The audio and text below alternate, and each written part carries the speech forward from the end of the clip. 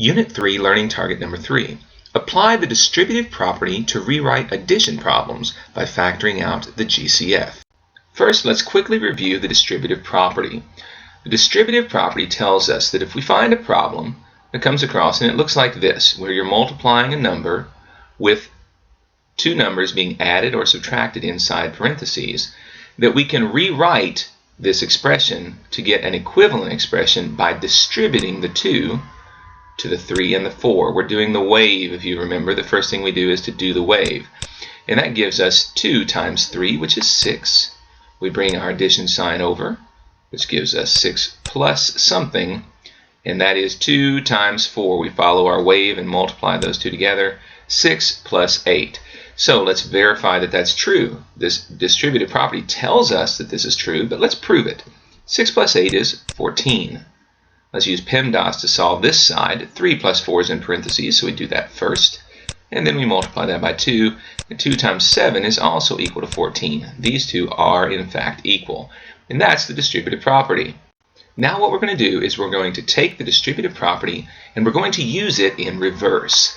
So here we have 9 plus 27. We want to rewrite this addition problem using the distributive property and taking out the greatest common factor. We're going to be using the GCF.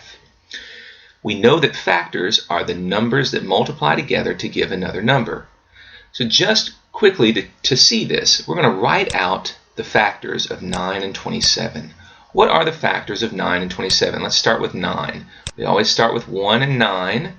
Does 2 go into 9? No. Does 3 go into 9? Yes. It goes times itself, so we only write the 3 one time. And those are the factors of 9.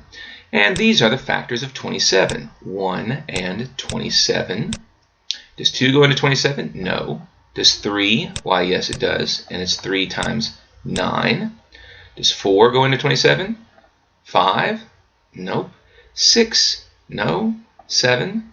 No. 8? No. So the only factors of 27 are 1, 3, 9, and 27. Now, which of these is the greatest common factor? Well, of course, 9 is the greatest common factor between these two. So we're going to take 9 out of both of these numbers. And the way we do that is we divide both of these numbers by 9. So we'll divide this one by 9, and we'll divide this one by 9.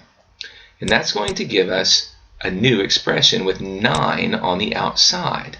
We take out our 9 and we put it outside our parentheses, and now it begins to look like the distributive property again. What do we multiply by 9 to get 9? Of course, that's 1. Again, we bring our addition sign over.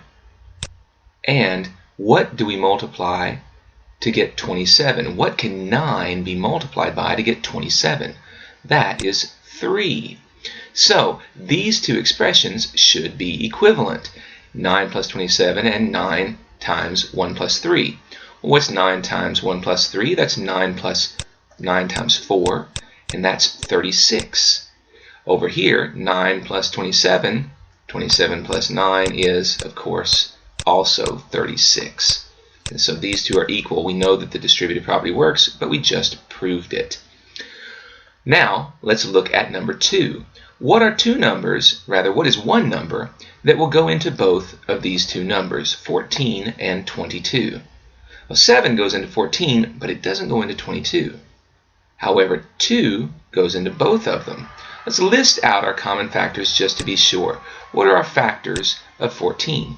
1 and 14. 2 and 7. 3 doesn't go into 14. 4 doesn't go into 14. Neither do 5 and 6. So these are our factors. The factors of 22 are 1 and 22. 2 and 11.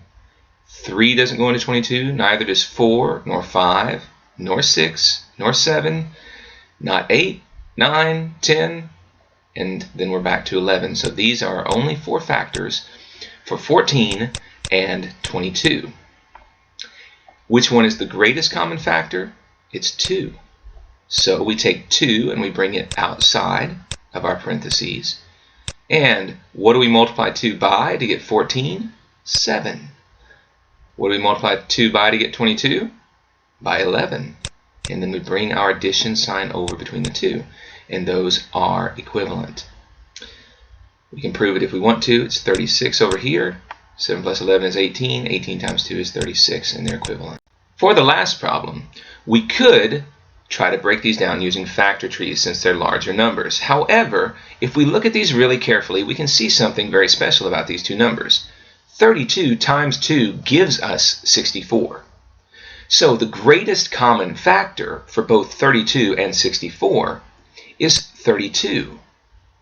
So we can rewrite this as 32 times some number, some two numbers added together. What do we multiply 32 by to get 32? 1, of course. Then we bring over our addition sign. And what do we multiply 32 by to get 64? That would be 2. So when we reverse the distributive property, we get 32 times 1 plus 32 times 2, which gives us 64.